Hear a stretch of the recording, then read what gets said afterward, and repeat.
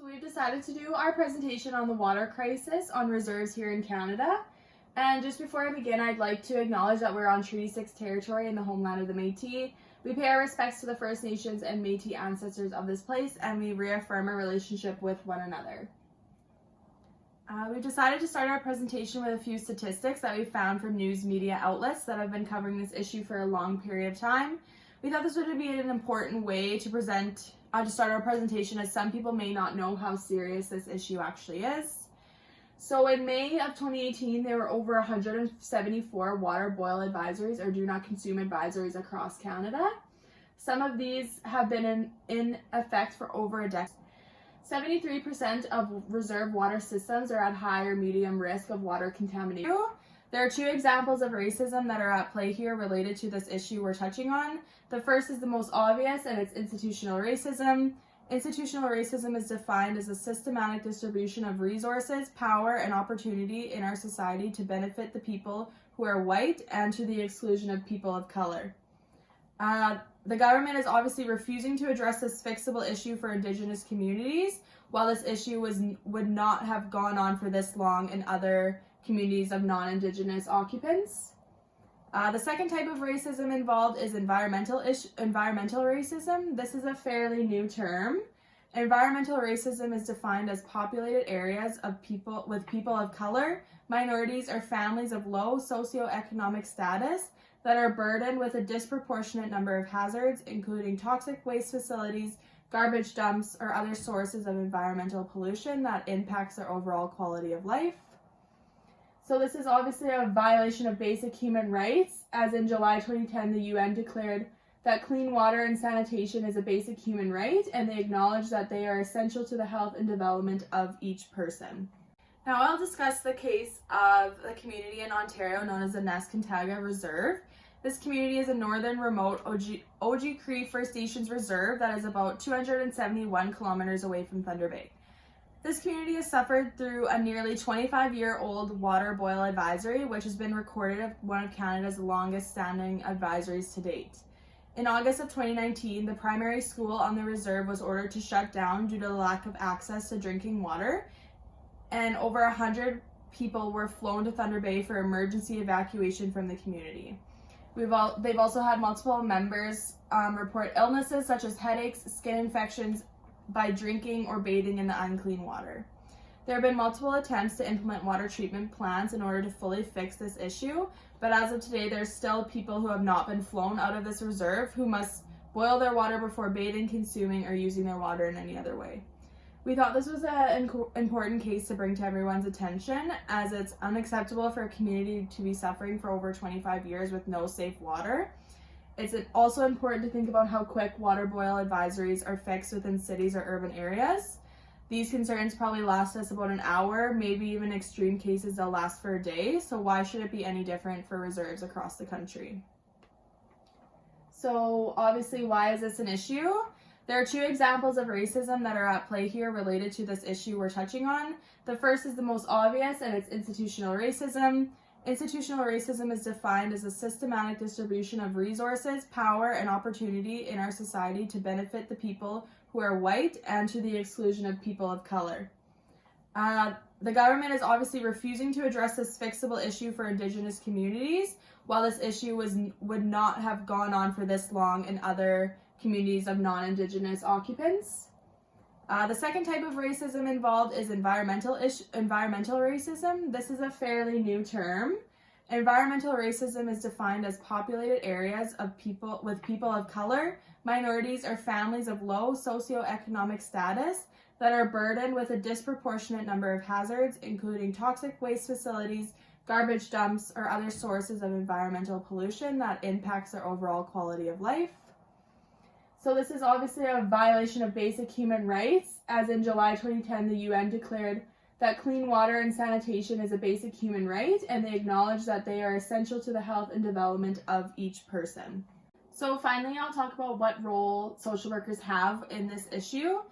Social workers can play a large role in addressing this issue by taking it from a social justice standpoint.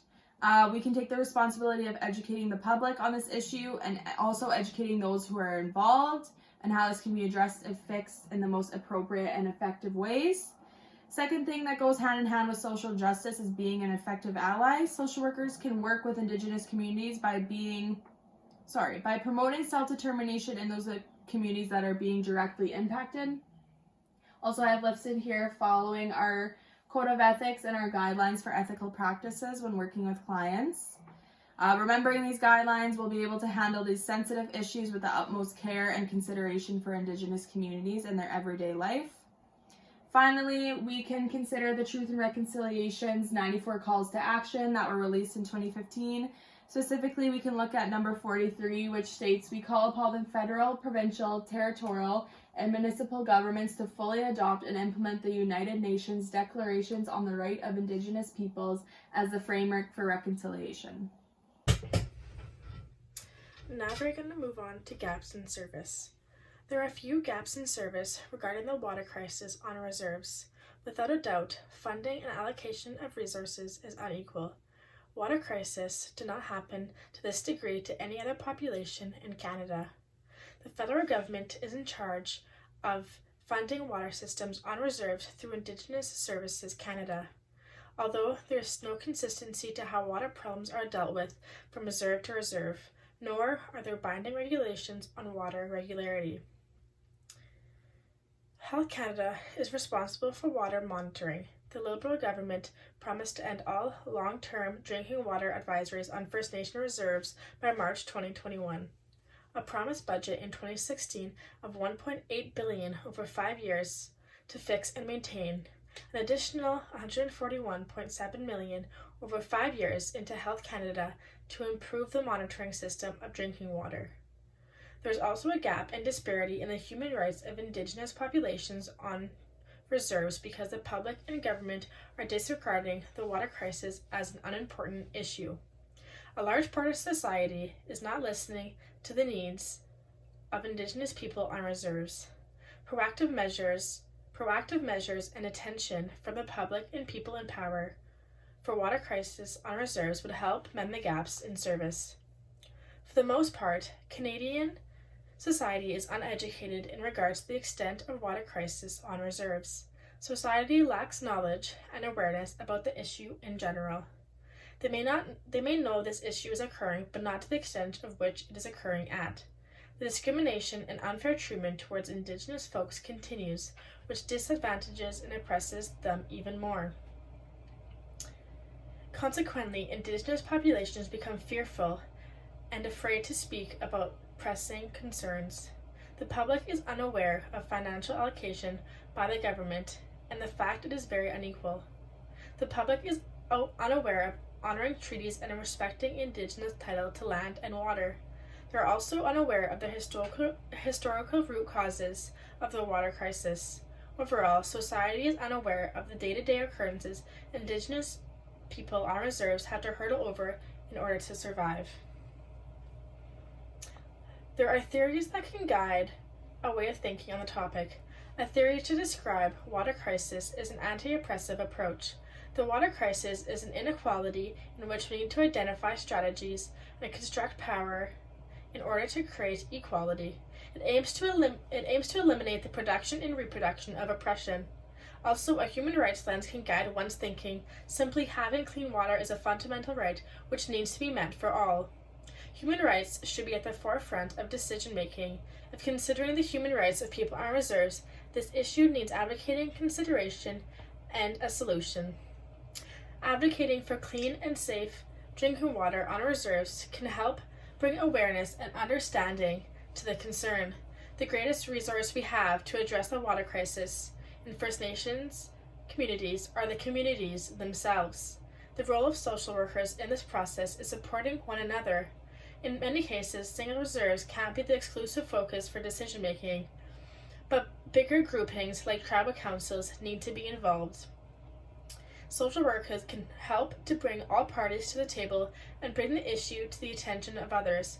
Meaningful collaboration and educating Indigenous people on their rights can also be tasked on social workers. Empowering communities to make their own decisions and be in a position to take full control of their own infrastructure. Support and funding for genuine self-government is essential. non-Indigenous allies and social workers can work in partnership with local First Nations to address a water concern by holding the government accountable to honor its responsibility. By tackling this issue, all aspects of service users' well-being and health will be improved. This issue is life-threatening. Therefore, advocating for this issue may mean saving the lives of many on reserves. It may be a step forward in reconciliation and allow Indigenous individuals on reserves to have their own basic rights met. Taking one issue like the water crisis on reserves, can lead to a better relationship.